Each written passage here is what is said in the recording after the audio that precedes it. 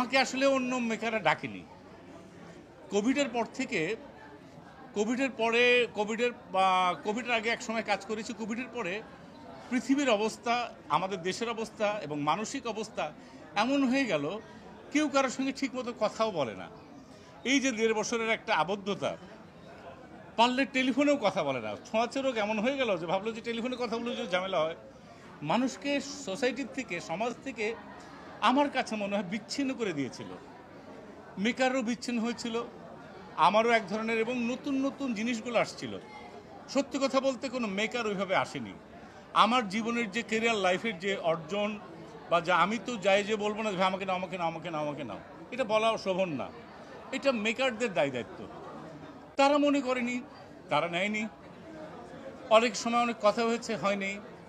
তো আমার কাছে অলমাইটি গড, আল্লাহ পাক, আল্লাহ সুবহানাহু ওয়া তাআলা আমাকে সুযোগ দিয়েছে। আমি সুযোগটা চেষ্টা করেছি এবং আল্লাহ পাক এটা কবুল করেছেন। আপনারা সবাই দেখেছেন। সেটা প্রমাণ হয়েছে যে ইনশাল্লাহ ফেল করি না। কতখানি ভালো পাস করি সেটা জানি না, কিন্তু ফেল করিনি সেটা বলতে পারি।